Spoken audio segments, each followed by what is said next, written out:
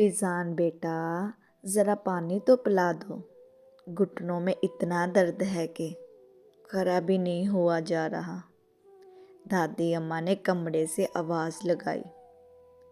فیضان جس کے ہاتھ میں بیٹ بال تھا کمرے میں آیا، دادی کو پانی پلایا اور بھاگتا ہوا باہر چلا گیا۔ فیضان، ریحان اور صبا تینوں بہن بھائی تھے اور کھیلنے کودنے کے بہت شوقین تھے۔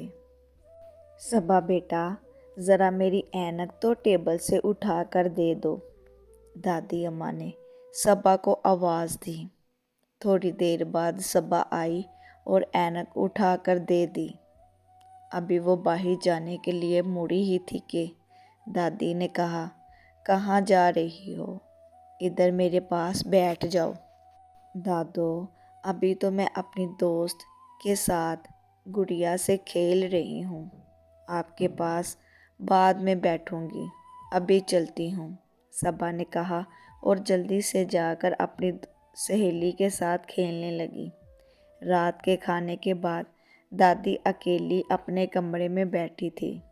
دراصل سب لوگ اپنے اپنے کاموں میں لگے ہوئے تھے، اس لیے وہ اکیلی بور ہو رہی تھی۔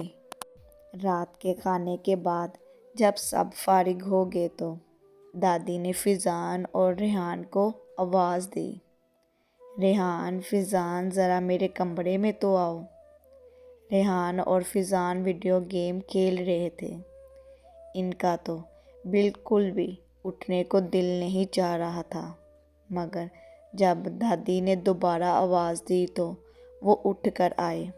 بیٹا آؤ میں تمہیں کہانی سناؤں، دادی نے کہا۔ نہیں نہیں دادو، ابھی تو ہم بالکل بھی نہیں آ سکتے، ہم لوگ اپنا پسندیدہ گیم ویڈیو کھیل رہے ہیں، بعد میں آئیں گے۔ یہ کہہ کر دونوں جلدی سے اپنے کمرے میں چلے گئے۔ امی سارا دن کچن کے کاموں میں لگی رہتی تھی۔ وہ کھانا ہمیشہ دادی کے ساتھ کھاتی، ان کے ساتھ بیٹھ کر چائے پیتی، مگر وہ مسلسل دادو کے پاس نہ بیٹھ سکتی تھی۔ ابو تو ویسے ہی رات کو دیر سے آفس سے واپس آتے تھے۔ دادی چاہتی تھی کہ بچے بھی ان کے پاس بیٹھیں، ان سے باتیں کریں، مگر بچے اپنے اپنے کھیل میں مگن رہتے اور دادی کو بالکل وقت نہ دیتے۔ عصر کی نماز کے بعد دادو نے تسبیح مکمل کی اور بچوں کو آواز دی۔ فیضان اور ریحان تو باہر ہی موجود تھے اور صبا اسٹڈی روم میں تھی۔ آواز سن کر وہ تینوں کمرے میں آئے۔ دادو نے پوچھا، کیا کر رہے ہو بچوں؟ ہم دونوں اسٹڈی روم میں ہوم ورک کرنے جا رہے تھے، ریحان اور فیضان نے کہا، اور میں اپنا پروجیکٹ بنا رہی تھی، صبا نے بتایا۔ تم سب کا جو بھی کام ہے میرے کمرے میں آ کر لو، دادو نے کہا۔ نہیں دادو، اسٹڈی روم میں ہمارا سامان پڑا ہے، اسے یہاں لانا مشکل ہے، کام کے بعد یہاں آئیں گے، یہ کہہ کر بچے اپنے اپنے کاموں میں لگ گئے۔